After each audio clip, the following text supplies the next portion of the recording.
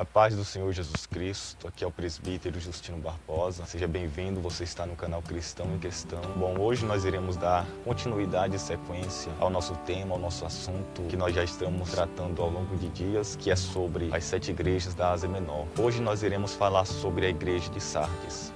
Mas não esquece, hoje você não pode sair deste vídeo sem se inscrever em nosso canal.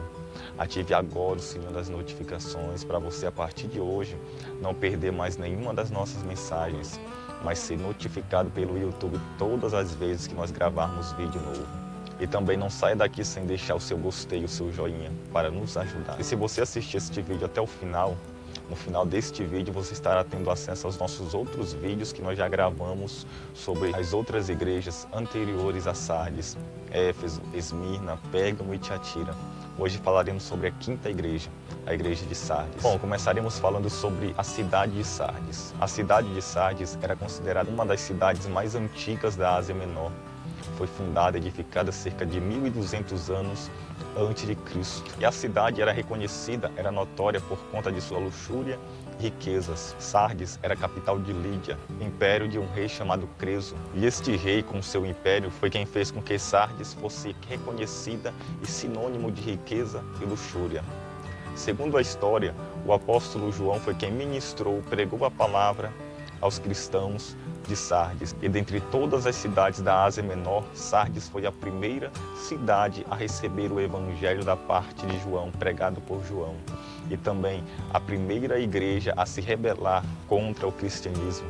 E também a primeira igreja, dentre todas as demais igrejas, a ser destruída por causa de sua rebeldia. No ano 17 depois de Cristo, Sardes sofreu por um grande terremoto que a destruiu, deixou em ruínas. E não somente Sardes, mas também a sua cidade vizinha, a sua irmã Filadélfia, também foi atingida por este grande terremoto.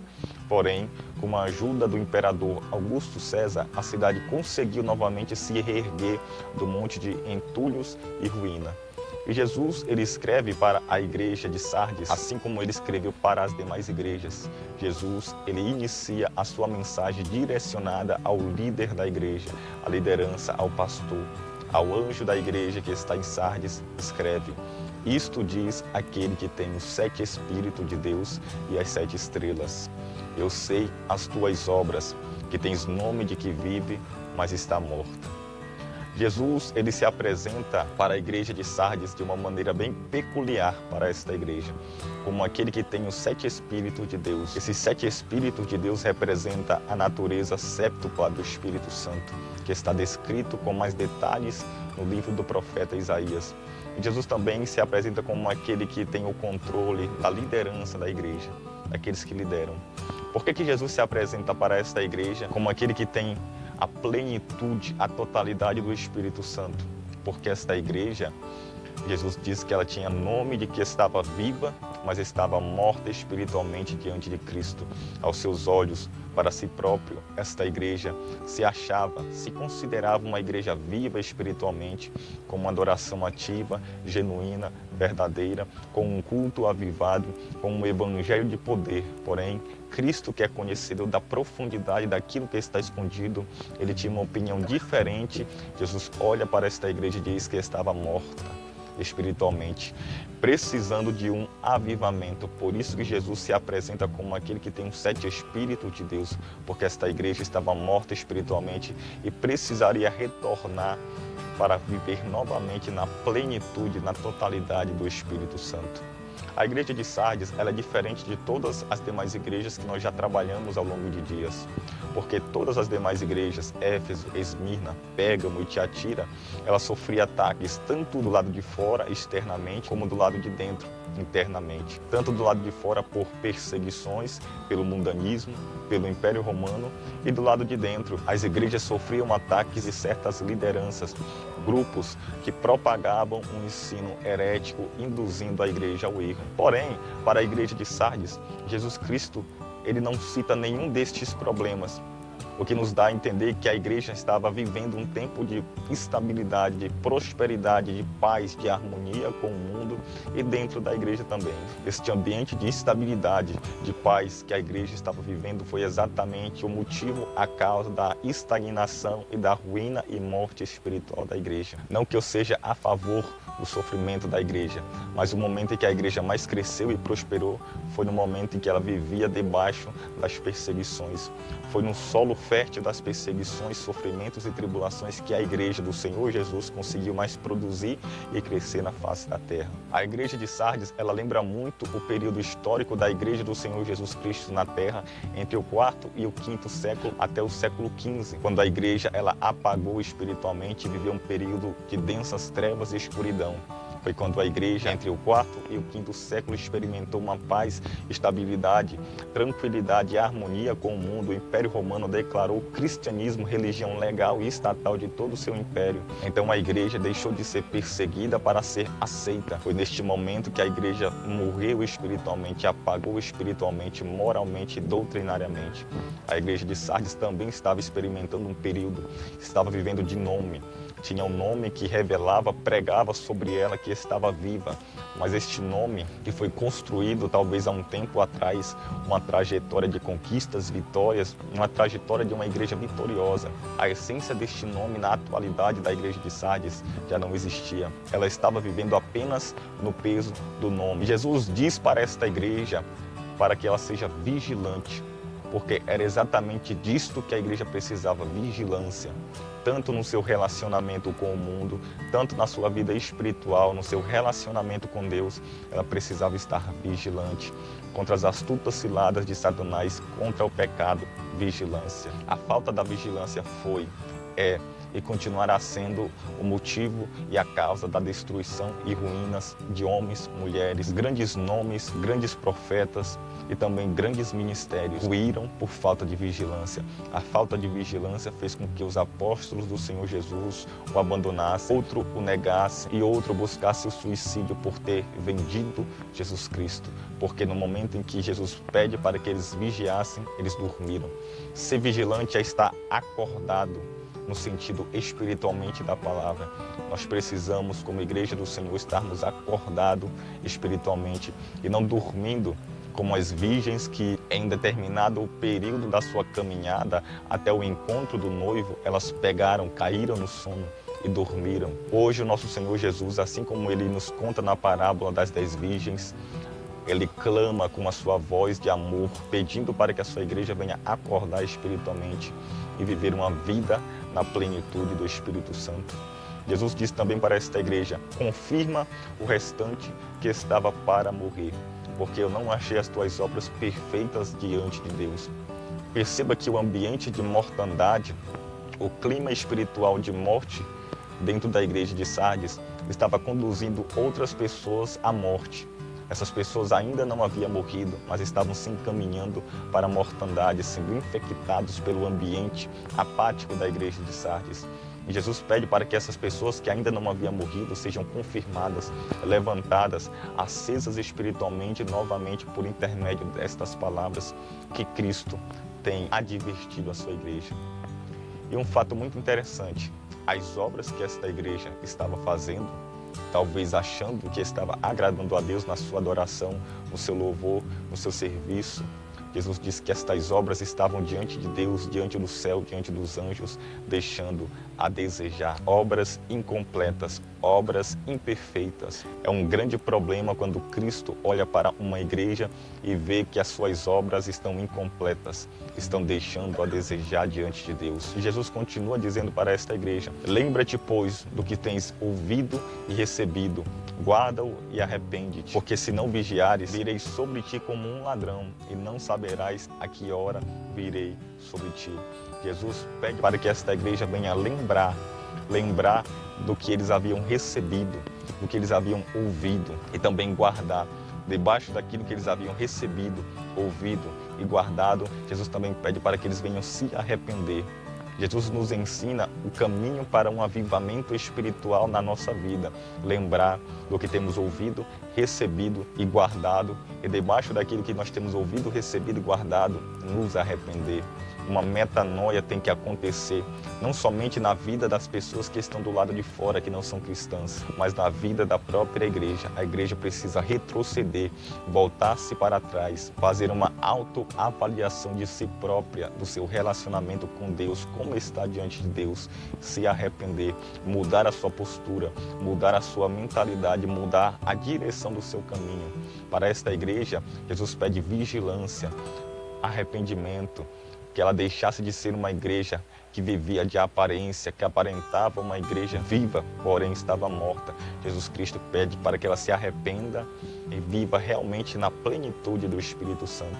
E se eles não acatassem os conselhos de Cristo, não vigiassem, Cristo viria sobre ela em juízo, em um momento em que ela não saberia. Cristo viria de maneira súbita, repentina, sem aviso prévio sobre esta igreja. O que eu aprendo com isto é que a vinda de Cristo para uma igreja que se mantém fiel será uma vinda de glória, de alegria, gozo, majestosa e de galardões. Mas para uma igreja que vive de maneira aparente, que vive de maneira mentirosa e hipócrita, a vinda de Cristo será o próprio juízo contra esta igreja. A vinda de Cristo revelará o estado espiritual que a igreja estava vivendo quando ela fosse deixada para trás no retorno de Cristo Jesus para levar a sua igreja. Então a vinda de Cristo para a igreja de Sardes seria motivo não de alegria, mas de juízo. Porque Jesus viria como um ladrão, rápido, sem avisar. Assim como um ladrão, um arrombador que entra dentro de uma casa, quando todos os moradores daquela casa estão dormindo, desapercebidos, o arrombador entra, leva os bens daquela casa. E os moradores daquela casa só percebem que foram saqueados quando acordam no outro dia. Assim também Cristo iria fazer com esta igreja. E a cidade de Sardes tinha no seu histórico, no seu currículo, que por 2 vezes na história ela foi saqueada, arrombada por falta exatamente de vigilância, porque não vigiou os seus inimigos. A igreja também de Sardes espiritualmente estava deixando de vigiar. Deixou de vigiar no seu relacionamento com o mundo, porque entrou em harmonia com o mundo, deixou de ser uma ameaça para o reino das trevas. A igreja de Sardes deixou de vigiar no seu relacionamento com Deus. Estava morta espiritualmente, vivendo de aparência, e precisava acordar espiritualmente. Mas também tinha em Sardes um grupo, um restante, um remanescente, uns poucos nomes. Aqui no nosso texto bíblico tem algumas pessoas, mas no texto original grego tem uns poucos nomes. Jesus faz um paralelo, ele usa a mesma palavra nome que aparece no versículo de número 1, para esta igreja que tinha um nome específico, um nome próprio, que mostrava que ela estava viva, porém estava morta. Mas Jesus, ele conhece por nome alguns nomes de remanescentes de um restante que verdadeiramente dentro de Sardes estava vivendo uma vida genuína, uma vida vivificada pelo Espírito Santo. Estes Jesus conhece por nome, assim como um diamante que é encontrado em meio a várias pedras sem valor nenhum. Cristo conhece dentro de uma igreja que está vivendo de forma aparente aqueles que realmente são verdadeiros, vivos espiritualmente.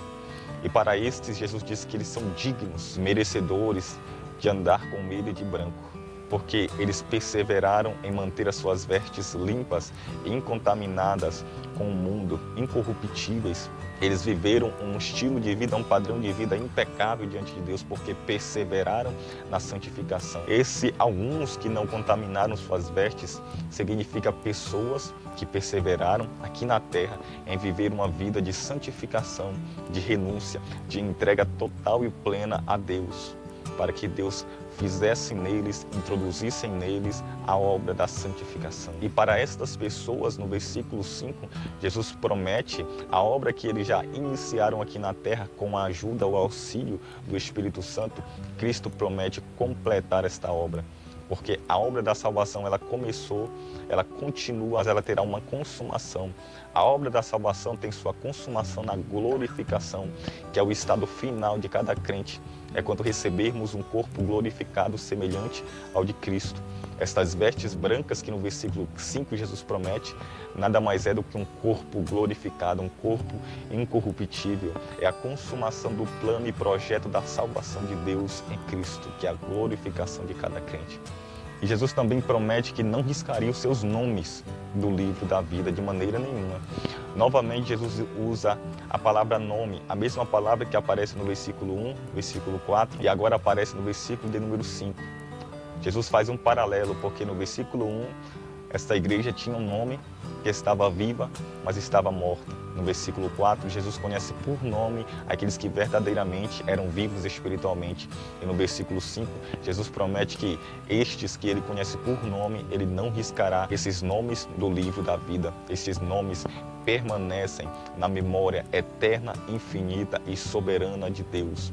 Porque este livro da vida é uma linguagem figurativa, porque Deus tem o nome de cada crente fiel e verdadeiro gravado em sua mente. Mas para aqueles que estavam vivendo uma vida de aparência, que estava vivo, mas estava morto espiritualmente, estes já tiveram seus nomes apagados do livro da vida. Por quê?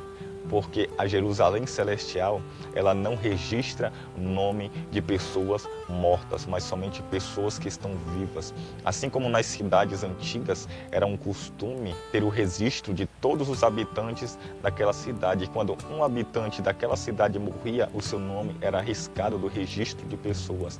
Assim também, na Cidade Santa, na Jerusalém Celestial, aqueles que na terra agora estão vivendo uma vida ativa, espiritualmente viva, verdadeiramente diante de Deus, os seus nomes jamais serão apagados da Jerusalém Celestial, da pátria de Deus, mas estão gravados e registrados.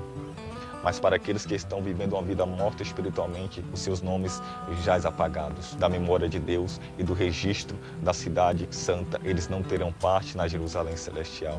Jesus promete honrá-los diante de Deus, seu Pai, e diante dos anjos. E essas pessoas terão livre acesso ao paraíso de Deus. Que privilégio, honra maravilhosa que Cristo concede à igreja, aos salvos, eleitos em Cristo Jesus. E Jesus, ele conclui a sua mensagem para a igreja de Sardes dizendo: quem tem ouvidos, ouça o que o Espírito diz às igrejas. Quem tem disposição para ouvir aquilo que Deus está falando, ouça, obedeça, ponha em prática e será bem-aventurado, porque experimentará uma vida na plenitude do Espírito Santo. Esta era a igreja de Sardes, uma igreja que estava vivendo de aparência, mas uma igreja para a qual Jesus oferece o verdadeiro avivamento, a verdadeira vida na plenitude do Espírito Santo. Então a gente vai ficando por aqui. Você tem que se inscrever no nosso canal, ativar o sininho das notificações e não esquece, deixa também o seu gostei se você gostou desse vídeo, compartilha com outras pessoas que estão precisando receber um avivamento espiritual. Até a próxima, se Jesus Cristo nos permitir. Amém?